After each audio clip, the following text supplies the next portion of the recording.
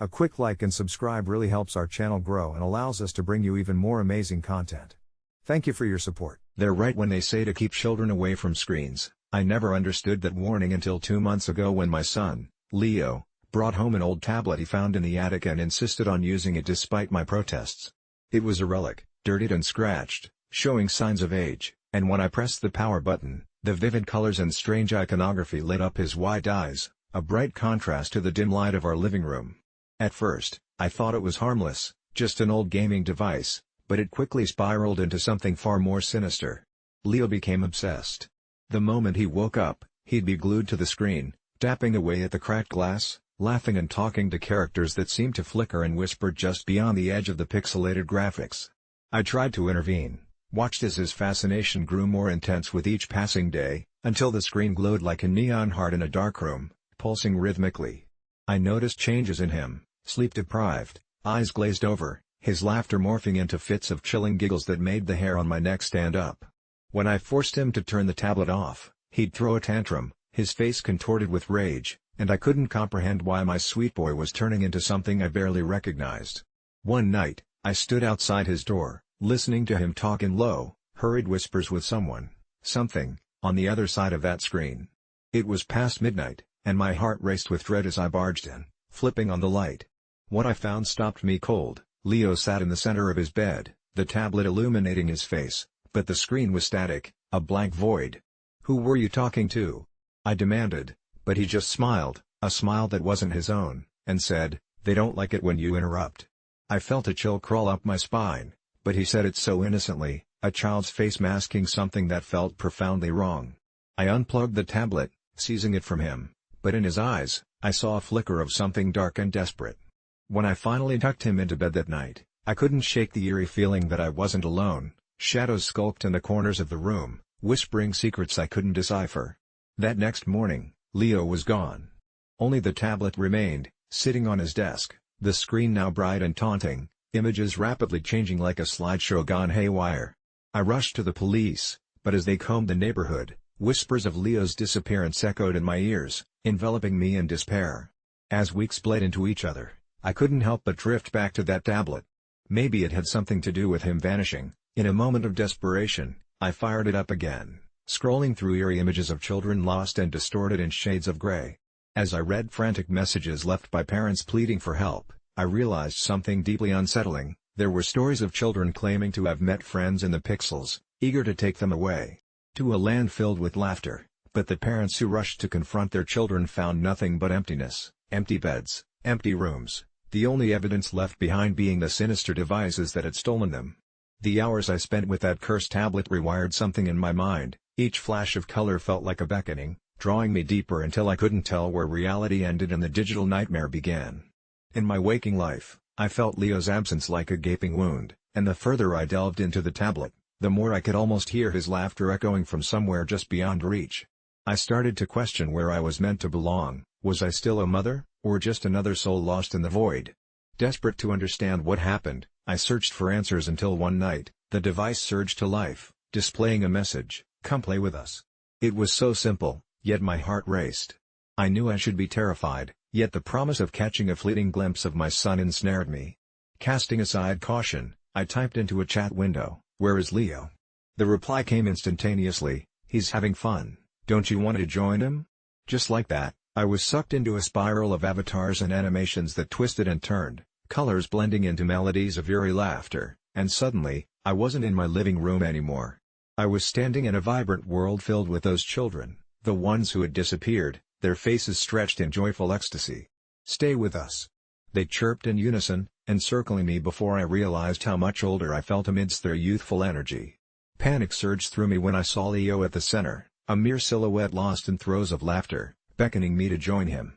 I called out, but my voice felt far away, and I couldn't move towards him. "Mommy, don't go," he cried, but the others grabbed me, holding me tight, and I started to feel myself fading, the colors consuming me, wrapping around me like shrouds. I cried out again, but the laughter swallowed my voice whole, turning it into static. Just as I thought I would be lost forever, I yanked myself away, stumbling backward, and with a single flick of resolve, I destroyed the tablet, smashing it against the hardwood floor until it lay in generations of shattered glass, opportunity and darkness spilling out like secrets under the weight of truth. I fell to my knees, exhausted and broken, clinging to the last remnants of reality. I thought I'd saved Leo, yet the voices lingered in the corners of my mind, whispering sweet nothings and entreaties. I never wanted to touch another screen in my life, but now I lie awake in my bed, the stillness punctuated only by my heartbeat, and every night, I wait in utter silence for the moment the shadows surge, bringing with them the haunting laughter of children lost and my son's voice calling for me, knowing I might be the next one to disappear into the void they made for little souls like mine. It all started on a restless night, 3 decades since I last saw her, the girl from high school, the one whose smile could light up even the darkest corners of my memory, and yet, here I was, unable to shake the haunting image of her from my mind, like a deep-seated craving that grew stronger with each passing year.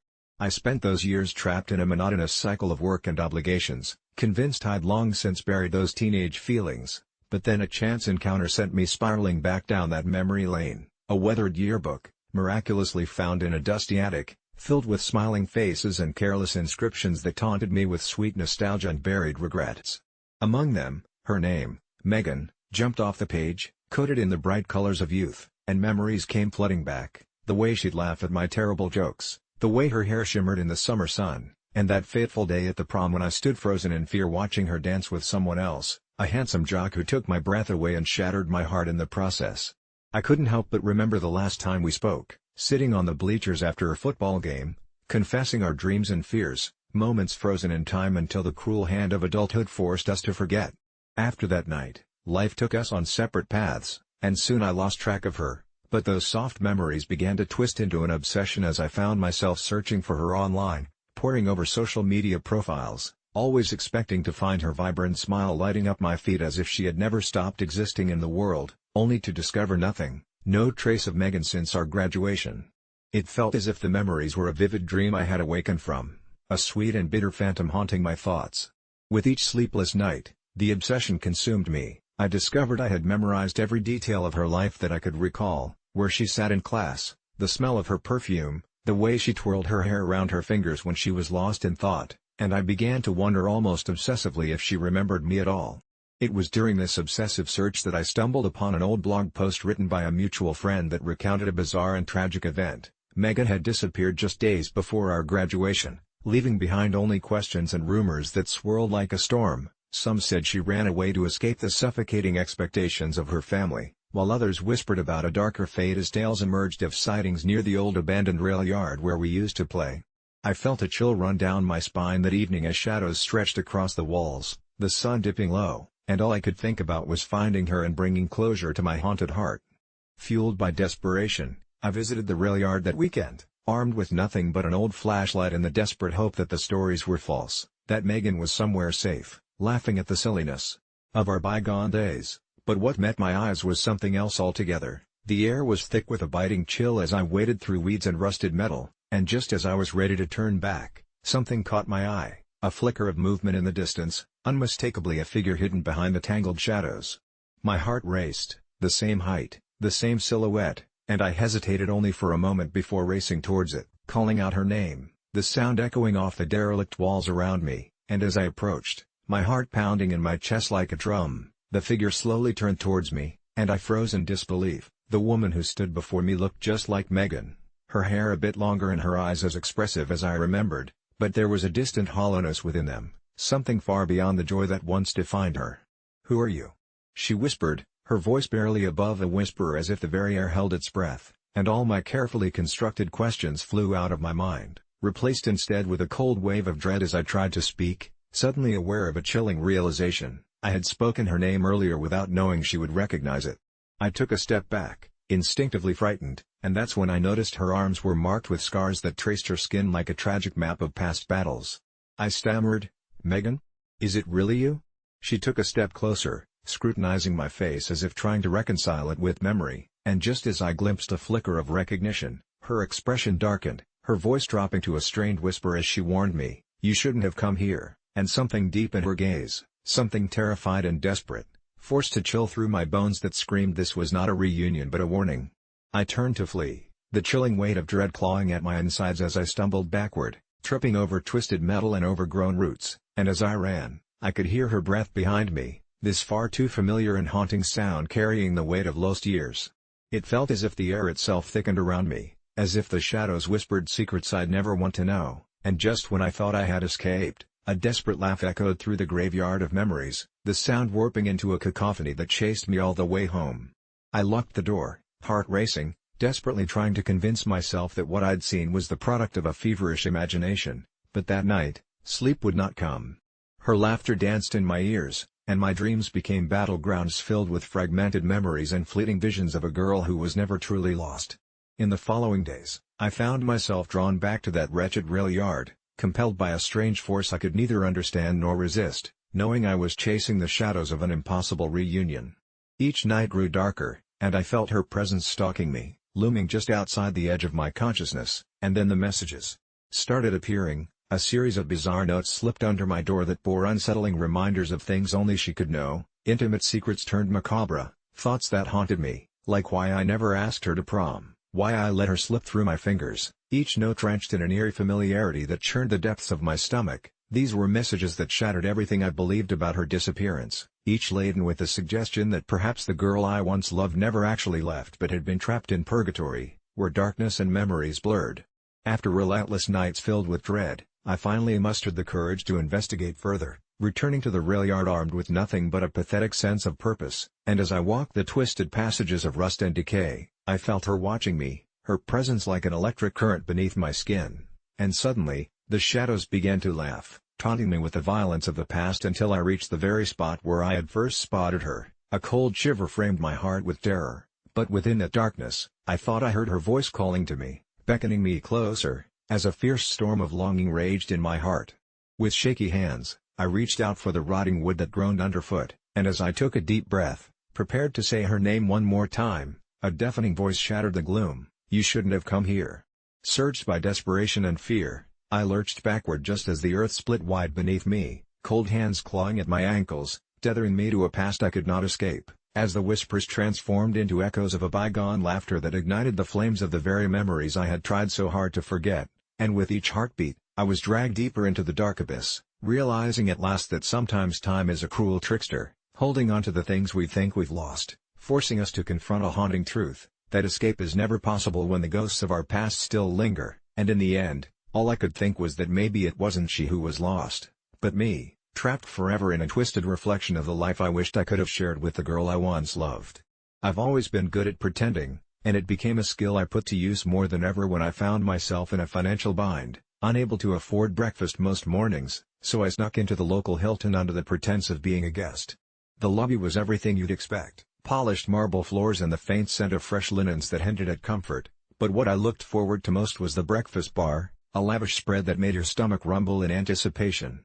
I dressed the part, complete with a blazer salvaged from a thrift store and a shiny wristwatch I had found at a garage sale, allowing me to slip in with the traveling business folk who seemed oblivious to my presence among them. At first, it was exciting, watching the other guests fill their plates with flaky pastries and fresh fruit as I nibbled on a muffin, pretending to read my phone to avoid arousing suspicion.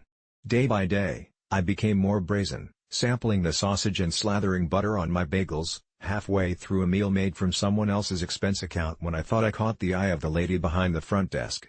Her gaze lingered on me, a frown creasing her face for just a moment, before she focused again on a computer screen. I chalked it up to paranoia, but I felt an unfamiliar sensation creeping into the pit of my stomach, the stirring of unease. I continued my charade, but this particular hotel had a way of feeling eerie, from the dimly lit hallways to the strange absence of other guests as I moved toward the elevator with my plate piled high. I felt like a ghost, haunting the lavish spaces that felt surreal in their opulence. One morning, as I reached for another helping of scrambled eggs, I noticed a man watching me, his eyes narrowed and piercing as though dissecting every detail of my not-so-polished disguise. I turned back to my plate, heart racing, trying to ignore the sense of dread that threatened to spiral into panic. Then he spoke, a low rumble that set my teeth on edge. "You don't belong here." The words hung heavy between us, and I forced a laugh, trying to downplay the situation. I was just about to brush past him when he held out a business card, the embossed silver lettering gleaming against the backdrop of the breakfast bar. "You'll want to keep this," he insisted, his voice a creeping whisper. I pocketed the card, curiosity piqued, but as I walked away I couldn't shake the feeling that I just accepted a ticking time bomb. That evening, I found myself tearing the card from my pocket, half wanting to discard it, half drawn to whatever secret it held. My fingers danced over the smooth surface, and finally, I dialed the number printed. A voice answered, low and gravelly, "You should have stayed away." The hairs on the back of my neck stood on end, and I hung up immediately, dismissing it as nothing but a prank. Yet I kept going back to the hotel, guilt gnawing at my insides as I indulged in their lavish breakfast and racked up a growing sense of dread. Days turned into a week, and I kept my head down, avoiding the man. I didn't even remember his face anymore, just the haunting presence that lingered in my mind's eye.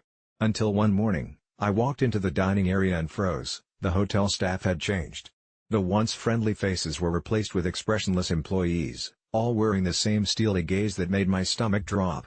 I set my plate down, feeling the unwelcome awareness settle over me, a weight I could no longer ignore. Instead of food, I saw the looks, the suspicion, the judgment, sharp enough to etch the air with tension. I was out of options, headed to the exit, when the woman from the front desk blocked my path, her gaze unwavering as she leaned in a little too close. "You've made a mistake," she whispered, her voice smooth like silk but laden with malice. "You don't need to pretend anymore, you should know that we see you." Panic surged through my veins, the laughter and murmurs of the dining room faded into a sinister silence. I turned and bolted, my heart pounding like a wild drum in my chest, racing through the maze of the hotel's hallways where I felt pursued by shadows. I slipped outside, the cool air biting at my skin, the sunlight blinding as I struggled to breathe. I didn't stop running until my legs begged for mercy, far from the deceptive comfort of the Hilton. I was a fraud, a ghost haunting a world that wasn't mine, and the worst part was that even though I left, I could feel them looking for me. Days passed, and every corner I turned felt shadowed by unseen eyes. I couldn't shake the fear that they were searching for me, those unfriendly staff members whose faces morphed into unrecognizable horrors in the edges of my mind.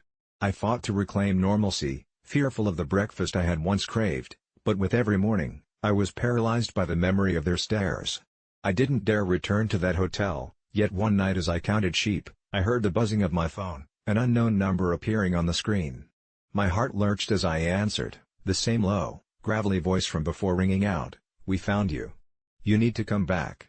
I slammed the phone down, mind racing with panic, but a chilling dread settled in as the memories of those breakfasts, that card, and the man resurfaced like a tidal wave crashing over me, visceral and relentless. I bought a train ticket to anywhere, a desperate plunge, hoping the farther I ran, the safer I'd become, until I realized I was only making things worse as I boarded the train bound north, not knowing that I was walking straight into their trap, where breakfast would no longer be a buffet of pastries but an omen, where there would be no escape from the hotel that had devoured so many, just another line added to a long list of vanished guests who came for breakfast and disappeared without a trace. So if you're ever in town and see the Hilton, take care not to join the throngs of well-dressed guests, because beneath the surface of indulgence lies a darkness that could swallow you whole, and there's a chance you'll never leave that breakfast bar after all. And if you hear my voice whispering through the air or catch a glimpse of me watching from the corner of the room, it's too late, you've been served. Growing up, I always knew I was different from the other kids in my town. While most families seemed whole and uncomplicated, my reality was a patchwork quilt of half-truths and familial tensions, my parents' marriage a fragile thing that shattered when I was just 15. It was then that my mom revealed to me the existence of my half-sister, Lily, a product of my dad's affair, and though I initially felt a strange sort of sympathy for her, that empathy twisted and hardened as years went by. With my mother constantly torn between her loyalty to our bloodline and the shame her husband's infidelity brought upon us, she began to favor Lily, at least in the subtler, unmeasured ways, an extra scoop of ice cream at parties, bonus minutes spent in delighted conversation that I never seemed to earn. It came to a head when my mother decided to gift Lily our family's most prized heirloom, a delicate silver necklace adorned with a single emerald, which had belonged to my grandmother and was said to carry the blessings of strength and resilience. That summer evening, as I stood there aghast, Lily grinning in delighted astonishment while my heart pounded like a war drum echoing betrayal through my veins, I felt my chest constrict with such a mix of emotions, rage, contempt, and something jaggedly sharp that I'd only admit to myself years later, a deep, gnawing sense of loss. I told her she didn't deserve it, the words spilling out of my mouth like venom, and for a moment the air was thick with a silence that amplified the quiet sobs my mother stifled. In an instant, Lily's joy was crushed under the weight of my accusation, her face paling. "You don't even know me," she retorted, but the words cut deeper than any knife, and for a fleeting moment, I saw irritation fuse with sadness in her eyes. Everything spiraled after that. My mom refused to talk to me, her disappointment a tangible cloud that enveloped our home, wrapping itself so tightly around me that I suffocated in shame. I convinced myself I was right, that I was standing up for the sanctity of our family line, not to mention my grandmother's memory, but every day that dragged into weeks left a bitter residue on my soul, and Lily was the ghost haunting me wherever I went until one nameless, starlit night I found myself on my way to meet her, a stupid impulse driving me forward like a moth to a flame, thinking maybe, just maybe, I could mend the frayed edges of the relationship I sabotaged so recklessly. Lily lived in an old Victorian that smelled of mildew and neglect, her laughter once light-hearted now tinged with a hardness that spoke of years spent being a shadow, always outshined by a bone-deep allure of a necklace she knew would never belong to her. She opened the door with hesitation, and I noticed the way her eyes flickered with a cocktail of surprise and cautious hope. "What do you want?" she asked, but the sharpness of her tone melted the moment she caught sight of the little box I held closely, the very one my mother had used to gift her that damned necklace. "I'm sorry," I stuttered, feeling the weight of my words evaporate in the cool night air. "I wanted you to have it, because it's not the necklace that matters, it's what it represents, the love and connection that comes with it." Yet as I held out the small box, Lily's expression shifted, confusion wrinkles furrowing her brow. "You're just saying that because of Mom," she whispered, bitterness flowing through every syllable, making me realize how wrong I was to believe that a simple apology would eclipse the years of resentment we shared. But then, she surprised me, her eyes softening as she slowly reached for the box, delicate fingers trembling, and I felt a warm swell in my chest. For a moment, we exchanged something sacred, a flicker of that sisterly bond that had been buried in the rubble of our complicated heritage. But in the back of my mind, a plaguing thought lingered: what if the real ghost that was haunting me wasn't the fractured family ties but rather what lay inside that necklace box? As the night unfolded, and shadows danced across her living room, something broke in me when I finally said, "It's cursed." Lily laughed, a sound that echoed against the walls, disbelief sparkling in her eyes, but I persisted, recounting the whispers I'd heard, the warnings passed down through years, that the necklace held a dark secret. My grandmother had insisted on wearing it every single day until her last breath, her slow decline a shadowed testimony to its malevolence. That revelation hung in the air like a lightning storm, and I hoped the curse would shatter the moment, expose any fragile connection we had. But when Lily pulled the necklace from its velvet resting place, I swear I felt the temperature drop as darkness unfurled around us, an unsettling whisper brushing through the air, weaving itself through the tension. "You think I can't handle it?" she challenged, heart blazing with defiance, and my stomach dropped as I caught her twisting the delicate chain around her neck, the emerald glimmering ominously at the hollow of her throat. The lights flickered, shadows growing long and distorted, stretching across the room, and I felt as if I was standing at the edge of a precipice as dread unfurled like a storm. I approached her cautiously, my heart racing, assuring her it was just an old wives' tale, but the moment she pressed her fingertips against the cool emerald, my voice was drowned out by a rumble, the ground beneath us trembling. Suddenly, with a crash, the windows shattered violently, a gust of icy wind rushing in, a fury unleashed. I screamed for her to take it off, but she stood there, frozen, eyes wide with a mix of terror and exhilaration, a new kind of laughter spilling from her lips that sent chills down my spine. In that instant, I knew we were no longer searching for forgiveness, nor sisterhood, but rather that darkness was claiming her, just as it had claimed our grandmother. The necklace now tangled around her like a malevolent snake, it began to glow with an ethereal light, and as the horrifying truth dawned on me, I realized I didn't just destroy our family's legacy, I unleashed a haunting that neither of us could escape. It was too late for apologies now. With a heartbreaking resolve, I rushed towards her, desperate to rip it away, but unearthly sounds erupted from the shadows, screeching and wailing, a cacophony promising suffering, promising that we had both become part of something far beyond our understanding. The necklace glowed brighter, swallowing her whole as Lily screamed, an echo of anger, fear, and, above all, despair, before she simply vanished, the necklace spiraling into darkness as my heart shattered. I stumbled back, gasping, the world around me disassembling into chaos as I realized the truth was never about deserving the necklace, it was about the curse that tethered us both to the ghosts of our past, and in my heart, I knew I would forever carry the weight of what happened that night, a sister still lost to the shadows, the necklace a constant reminder that in this twisted story, no one was truly innocent and I was left haunted by the question, AITA for telling my half-sister she didn't deserve my mom's necklace? I can't shake the image of that woman I encountered today. She haunts my thoughts like a ghost that refuses to rest. It started innocently enough, my morning routine altered by the blaring sun that devoured the chill of early autumn. I was deep in thought, barely noticing as I walked to my campus library, my mind swirling with the usual existential dread of a 22-year-old who feels tangled in a web of expectation. But then, out of nowhere, she appeared like an apparition in my peripheral vision, seated with purposeful grace at a cafe table, fingers dancing across the floral printed journal that rested in her lap. Her hair shone like a raven's wing, cascading down her shoulders, framing a face that was ethereal yet eerily devoid of familiarity. I didn't mean to stare, but I felt tethered to the moment, as if she had plucked me from my mundane thoughts and thrown me into a vivid dreamscape filled with unexplored potential. I could make out her laughter, effervescent and joyous, as a couple, clearly friends, leaned into conversation with her, but there was a bitterness that curled around my heart when I saw her gaze drift unfazed past them, lightly haunting and lost, as though she had forgotten how to engage with the world around her. I considered walking over, driven by an impulse that felt simultaneously foolish and exhilarating, but my feet remained rooted to the ground. I was struck by the inexplicable fear that if I left my covert perch at the edge of the cafe, something might fracture between us, like a spell unbroken. It was intoxicating, the way she seemed to exist outside time, and I risked another glance before succumbing to the waves of uncertainty that crashed within me. I wondered if she noticed me, the way I noticed her, a fleeting yet profound connection filled with all the weight of 1,000 unspoken words. Hours later, as I tried to shake off the image of her sparkling eyes, they danced behind my eyelids every time I tried to sleep, her features weaving themselves into the fabric of my thoughts until it all felt inevitable. That night, I decided to return to the same cafe, believing that maybe, just maybe, chance would gift me a second interaction, a fleeting moment to bridge the divide between strangers.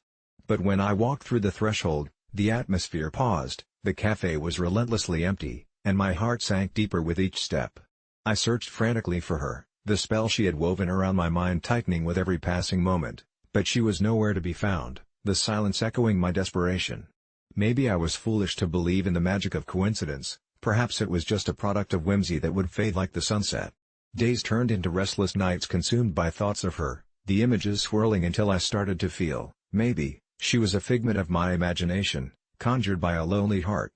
Yet, with each dusk, I returned, searching for a glimmer of that elusive connection. It felt like a tragic obsession, my yearning morphing into something darker. It all came to a head after a week of this maddening ritual. I thought I detected movement from the corner of my eye. There she was, seated apart from the usual patrons as if she were a queen in exile, still scribbling in that same journal, though the cafe was empty enough to amplify the quiet that surrounded her. I barely breathed, a mix of fear and ecstasy flooding my senses. I took one cautious step forward but halted in my tracks as something unnatural thrummed in the air.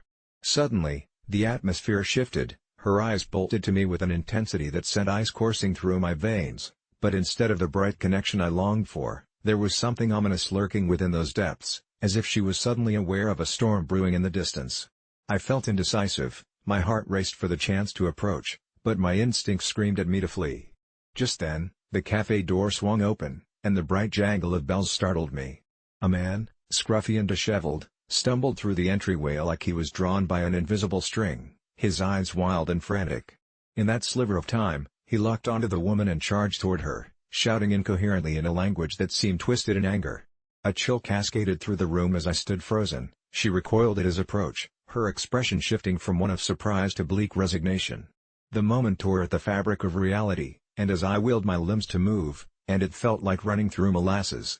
The scruffy man reached her, his hands gesturing wildly. I could see her eyes, wide with an emotion I couldn't quite decipher, but in that instant, I glimpsed recognition wash over her face. This was no mere stranger, but someone forged from her past, an echo that had come back, threatening to shatter the evening's fragile peace. Just as I reached the brink of my resolve to intervene, she whispered something, but it was lost in the chaos of their confrontation. Then he lunged forward, and I finally broke the spell, rushing to them just as he grabbed her wrist with a force that made my stomach twist. "You can't escape this!" he barked, but I was standard college kid, albeit with the energy of a cornered animal at that moment. I shoved him back, adrenaline surging. He stumbled but regained his footing, eyes glistening with a mix of fury and madness that terrified me more than his physicality. "Stay away from her," I shouted, the anger igniting something I didn't know I had. I could have fled, I could have left this just as a single haunting memory, but she wasn't just a passing thought anymore. She was everything. In that moment, we seemed intertwined, her gaze flickering between me and her assailant. Then something unexpected happened. She smiled just for me, a crack of light piercing through the chaos, and it fueled my fire. Without thinking, I shoved the man yet again, fueled more by instinct than rational thought, but this time he pinned me, jarring me into reality. "Let her go," I bellowed, my voice filled with urgency, but as I glanced over, her smile twisted into another forlorn gaze. "This isn't your fight," she pleaded, but I refused to listen, my pulse racing, emboldened by a drive I never knew I had. The man fell to his knees with a cry, releasing her wrist, and for an instant, the air felt charged, like electricity before a storm. But as the few patrons who had gathered murmured among themselves, something shifted within that man. He straightened up, an unsettling calm washing over him as his features morphed into something unsettlingly familiar. I watched in horror as his eyes glazed, an eerie smile spreading across his face as he slowly turned, locking eyes with me, and in that moment, his face morphed into what felt like a reflection of my own, warped and twisted in a mirror of dread. The cafe spun around me, and I found myself slack-jawed, paralyzed as the lines between our realities blurred. Suddenly, he broke into laughter, a sound that echoed like an accusatory dirge, and I felt the weight of that smile growing impossibly wide as he muttered, "You've drawn her in, haven't you?" Panic unfurled in my chest, reality felt thin, like it could tear at the seams. The woman I had been obsessing over, the one I felt could understand me, was no mere stranger, but a part of a more insidious web. The cafe faded into a void, dragging me into the unknown, where the promise of escape turned into an intricate trap, my obsession binding us together, each piece drawing tighter, closer to an unspeakable revelation that could change everything I thought I knew. In those suffocating moments, I could see her trapped within the layers of my mind, struggling to unearth the truth, but her face was becoming something unrecognizable, a flattened reflection of every fear I had ever felt. In a flash, it occurred to me that my fixation wasn't just a simple daydream but part of a darker narrative that tethered her existence to my own. The edges of time curved around us as we spiraled together, beckoning an unforgiving crescendo that threatened to consume us both whole, leaving behind nothing but shadows and echoes beneath a sterile gaze that watched from above, unseen but omnipresent, as if orchestrating a grand design that I alone could not alter. I never thought I would end up here, bleeding my emotions onto the screen as I try to make sense of it all and decide if I'm the one in the wrong. Just last week, I fainted in my kitchen, the gritty tile floor rushing to meet me, but the heart of my pain sat just a few feet away in the form of my mother, an unyielding fortress of misunderstanding. It felt like I'd stepped into a twisted reality where my cries for help fell on deaf ears, and all that mattered was her dismissive belief that I was faking it for attention. I had never felt so betrayed. The world had dimmed, and in that instant, I thought I was fading away into an abyss that no one would care to follow me into. My vision blurred, then darkened, but I could feel the roughness of the floor beneath my cheek and hear the low thump of my heart battling against unconsciousness. When the world began to spin back into focus, I struggled to lift my head, and there she was, my mother, arms crossed, lips pressed into a thin line, only interested in making her nightly casserole than in the gaping wound I had in my soul. "You're just pretending to get attention," she said, her voice thick with irritation. I wanted to scream, to tell her the truth, that I had battled anxiety for years, that my heart felt as if it were about to rip through my chest, that I felt truly unreal, like a ghost drifting through the people I loved. But there was no understanding reflected back at me, only the sharpness of her words cutting deeper with every breath I took. For a long moment, we were locked in a silent battle, her convinced that my struggles were merely a performance, while I struggled to prove that my reality was real, that I was standing on the edge of a cliff with the darkest depths beneath me and her scorn pushing me closer to the edge. It was just a few weeks before I had sat across from her at the kitchen table, trying to explain the weight in my chest, how the walls felt as if they were closing in, how I sometimes couldn't breathe, and instead of empathizing, she pointed her fork at me, a jeering light in her eyes, declaring that I had too much time on my hands, that I was just perpetually unhappy.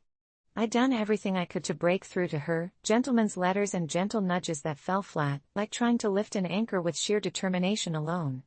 She would ignore the trembling in my hands, the tears that fell silently, the way I'd collapse into numbness after a panic attack, and she'd always find an excuse to blame my moods on anything but what was truly happening inside my head. While I lay there that day, moaning on the floor, I felt resentment transform into rage. I couldn't believe she would act like this in my moment of need, her disdain a heavy anvil shackled to my consciousness as I finally pushed myself off the ground, my eyes meeting hers with a pleading desperation that only fueled her disdain further. "You didn't even bother to check if I was okay," I eventually shouted, the anguish leaking from my voice. "You think I'm just faking? Can't you see I'm in pain?" But she stood her ground, her face a mask of stubbornness and defiance as she retorted, "You're just looking for drama. Stop being so overdramatic." Those words cut deeper than any blade ever could. It was like a reflex, that aching feeling of abandonment, the urge to recoil and hide from someone I longed to trust, but I was trapped in this harsh reality. My stomach twisted in knots as the anger morphed into something darker within me, unforgivable rage mixed with heartbreak as I stared into her cold eyes and thought about all the nights I spent crying in the dark, pleading for someone to understand. It was the moment I realized that I had to fight against the truth that felt carved into my bones, that love can be two-edged, and sometimes, the very people who are supposed to support and understand you are the ones who are too quick to turn away. Time stretched then, laden with heavy silence, until I stumbled towards my bedroom, the weight of her misunderstanding an anchor that dragged behind me. I locked the door and collapsed onto my unkempt bed, letting the frustration seep out with furious sobbing as I thought about how little she truly understood me. It was as if every time I reached for clarity, she was there to snatch it away, and I was left floating in a vast sea of confusion. That night, I clutched my chest and felt every beat like a distant echo. I stayed up, staring at the ceiling, praying for some sign, any sign, that my mother could hear me over those hollow corridors that separated us. Every rebuttal echoed in my mind until a sobering realization washed over me. Perhaps she was not just blind to my torment, but maybe it was easier for her to rationalize my struggles as mere theatrics than to confront the truth of my internal battles, the stark reality of mental illness that crawled beneath my skin like a restless spirit. I thought of reaching for my phone, posting about how words can wound more than any physical ailment ever could, but in weighing my pain against the potential backlash, I opted for silence. In the days that followed, a storm brewed in our household, tension-lacing conversations as if each word trembled in the weight of unspoken grief. I was still tender, raw from the contempt I felt from her. I wanted to scream, to write everything I felt in the hopes she would finally cradle my heart in her hands, understand the bitter truth that a child's pleas can echo endlessly into the void. But every time I looked into her eyes, all I saw was the reflection of the disbelief. I often wondered if she'd ever truly recognized the scars hidden under a simple facade. Finally, a week later, another fainting spell struck, harder this time. A great wave of blackness, panic surging within me, the sound of my own heart pounding in my ears. I hit the floor again, and as my consciousness flickered and danced dangerously close to the edge, I felt a flicker of hope. Maybe this time she would hear me. Maybe she would change. But when I regained composure, I found her at the door, a storm brewing in her eyes. Not this again. I blinked away the haze of the sudden blackout, but her words felt like chains already binding me down, wretched chains forged from her disbelief. I heard her footsteps retreating down the hall, leaving me once again left to wrestle with demons that had become so familiar in the stillness that followed. Maybe I was faking it all, maybe this was just an elaborate play for attention, and I was the fool who couldn't keep up the act. But as darkness loomed over me, I knew I would rather face my fears alone than be misunderstood by the very person who should have had my back. In those silent moments, I bore the burden of my brokenness, a fragile entity yearning for brightness like a blooming flower desperate for sun, ready to wilt under the weight of unmet needs. I wish I could say that I woke up one day with the answers, that somehow, my mother would grasp the truth locked within my heart and walk beside me as I traveled through this bewildering labyrinth of human emotion. Instead, I began to learn to understand what it meant to be both the lost child and the one seeking the truth untouched by doubt, as I realized that sometimes the greatest battles we fight are not against our illness, but against the shadows cast by those who refuse to meet us in the light. I didn't mean for it to happen.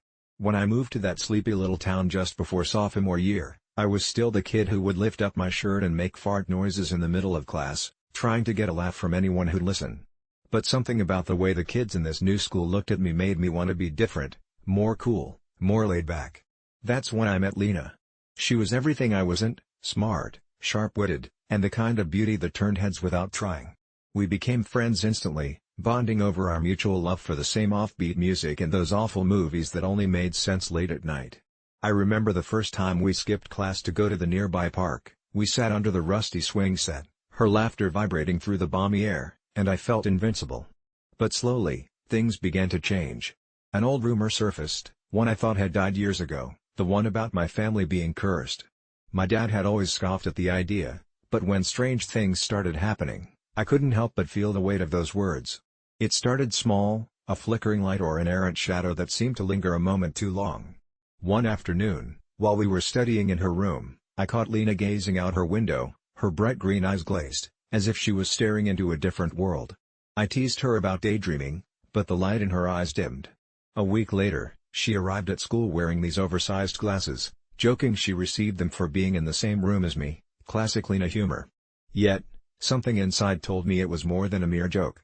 Her grades began slipping, her radiant laughter turning to whispers, her gaze often distant as if she were struggling to see, or even understand, what was happening around her. I brushed it off at first, but the further we delved into our friendship, the darker things became. One evening, I invited her over for a movie marathon, determined to cheer her up. As we settled in, the flickering of the old projector cast eerie shadows across her face, and as the horror film unfolded, I noticed a change. Every jump scare sent her flinching, but this time it was more than typical fear. It was palpable dread, like she was seeing something I couldn't. "What is it?" I asked, trying to pull her from whatever fog she was in. She shook her head, suddenly a quiet shell of the vibrant girl I once knew. With dread curling around my heart, I began to question if the curse was real, or if it had manifested through me, like a dark cloud hovering over us. It took weeks of avoidance before she finally confided in me that she'd been experiencing these alarming visions. It was bizarre. Fragments of darkness creeping into her life, superimposing her reality with something sinister. She couldn't tell if it was her imagination or something more sinister, but she felt like she was losing herself. "I don't think it's just me anymore," she whispered, and I instinctively felt like I was standing at the edge of a cliff, too terrified to jump but unable to back away. I promised her we would get through this, her visions, her struggles, together. So we consulted this local librarian who dabbled in strange truths, exposing ourselves to whispered secrets underneath her breath, rituals, ancient curses, and something about an offering that could sever ties to darkness. I was skeptical but desperate to help. The more I tried to jam my head into these old pages, the more I felt immersed in Lena's pain. Hers became mine, and it seeped into my veins. We embarked on a project to break whatever held her captive, conducting half-baked rituals in the woods at night, convinced that we'd find answers in this fervent pursuit of cleansing her spirit. Each time we did, I noticed changes within myself, visions of my own, shadows that whispered and beckoned me closer to the abyss.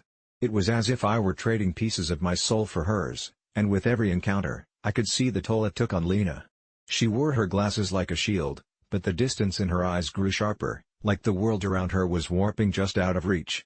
One night after an especially restless ritual, we both stumbled home through a fog that felt like a living thing. That's when I noticed a dark figure standing at the edge of the woods, watching us.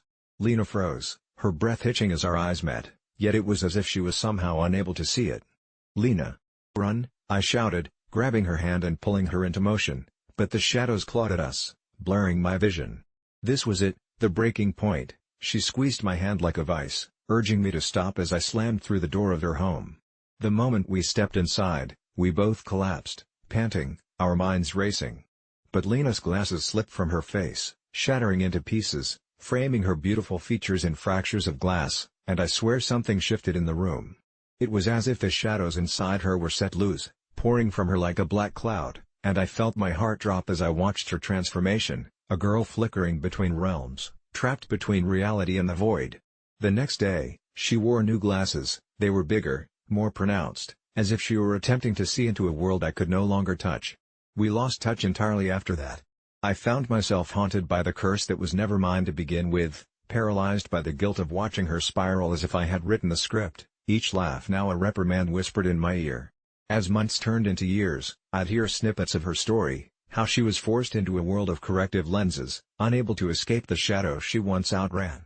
I often wondered if she would forgive me, the kid too consumed by his own ego to see the damage unfolding in front of him. Maybe the real curse was love that turned into something monstrous, or perhaps it was simply the weight of knowing that I changed her life forever in a way that would echo relentlessly in the chambers of my memory. I still visit that park sometimes, wondering about the girl who wore oversized glasses, who now sees more than she should. The truth is, I caused a girl to have to get glasses for the rest of her life, but in reality, it's a much darker curse, and I fear one day, I might have to pay the price for it. When my fiancé, Tom, and I decided to move into our first home together, I imagined the smiles, laughter, and warmth we would fill it with, but everything changed the day I voiced my concern about his cousin's girlfriend, Clara.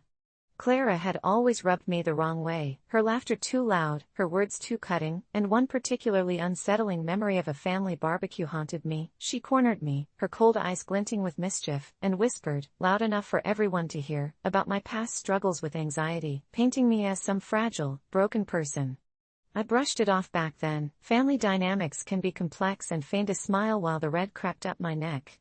But as moving day approached, I felt a creeping dread about the idea of her plopping on our new couch, treating our space like her personal stage. So, in an attempt to safeguard our peace, I brought it up to Tom, explaining how uncomfortable it made me to think she'd feel entitled to our home, that I just didn't want her to bring her drama and condescension into this new chapter of our lives. To my shock, he looked at me like I'd slapped him, his brows knitted in confusion, as he insisted that family gatherings were meant to be inclusive, and Clara was part of that family, and somehow it spiraled into a heated argument where he accused me of being controlling, selfish, not understanding the importance of his family to him, and in that moment, I felt the weight of isolation as he doubled down on inviting her, claiming I was overreacting, that I was the one causing a rift between us.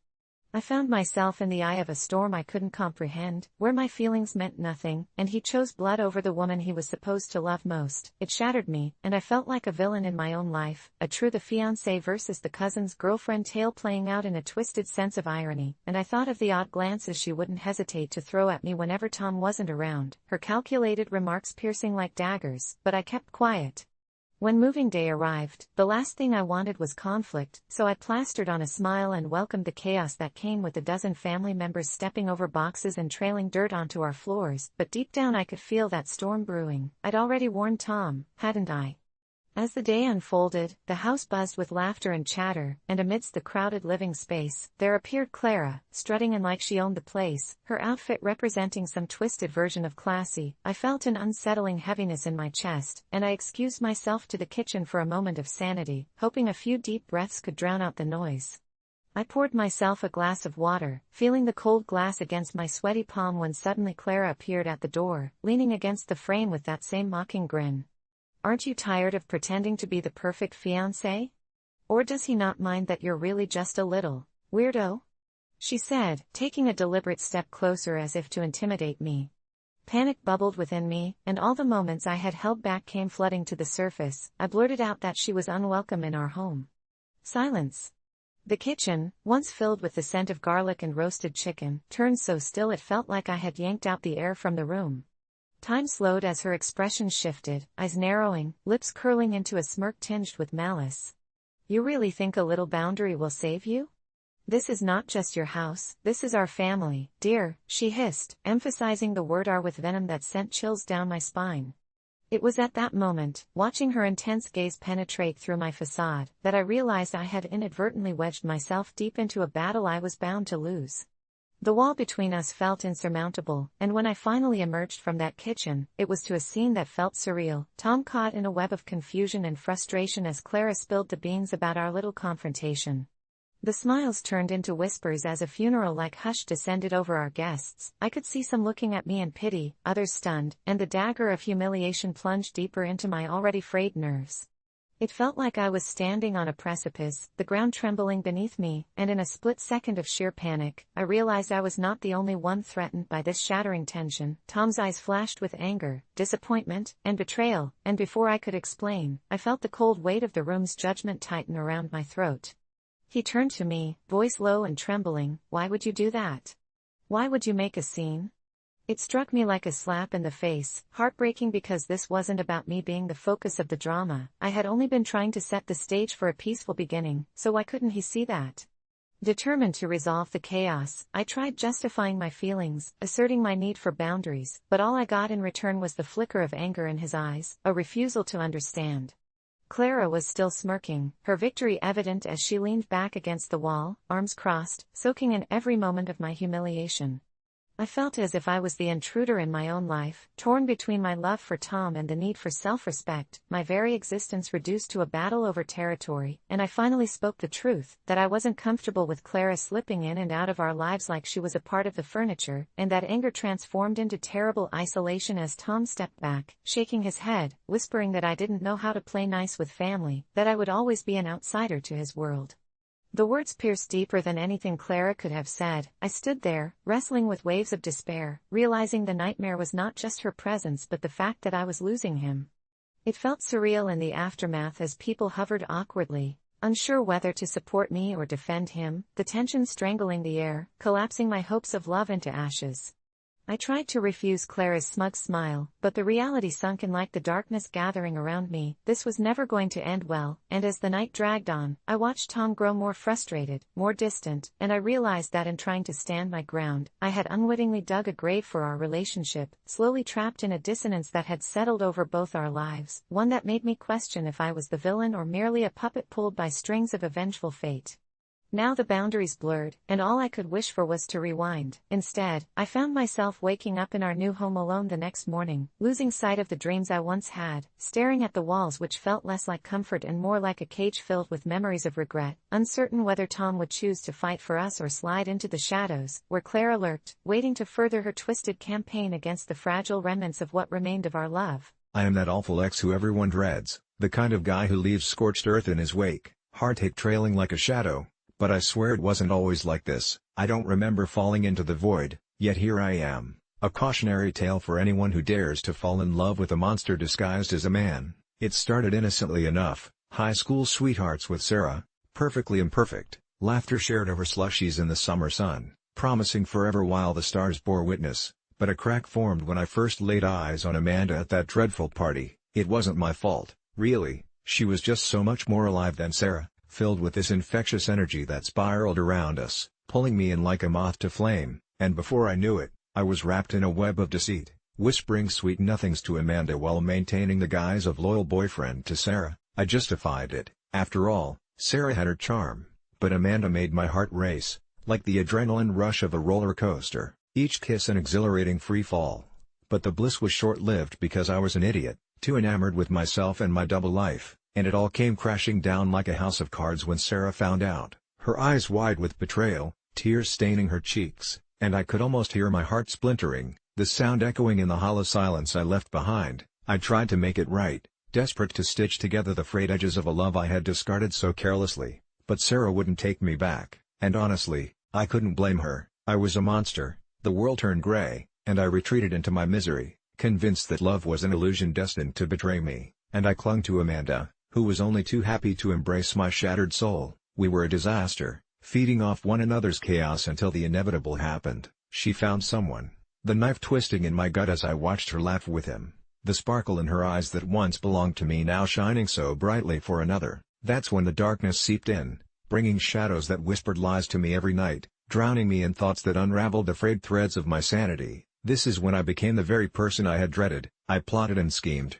convinced that my love was a commodity I could win back, a twisted game of emotional chess where I would emerge victorious. I started showing up where I knew Amanda would be, slipping into her life like a ghost, haunting her at coffee shops and crowded bars, never missing a chance to remind her of our past, dredging up memories like a fisherman pulling up wreckage from the river. At first, she seemed flattered, but as my obsession grew, her smiles faltered, replaced by awkward glances and whispered conversations with friends who wore the same worried expressions. Sensing I was losing her, a pitiful rage ignited within, pushing me to the darkest corners of my mind, where sanity fought for space against my reckless need to possess her once more. I crafted elaborate schemes, sending her flowers with taunting notes that hinted at what we had shared, crafting social media posts designed to make her second-guess her choices until it all spiraled out of control. And one night, the small voice of rationality was overrun by desperation when I smashed the glass of a bar to anonymous cheers, shouting Amanda's name as if conjuring demons. Little did I know,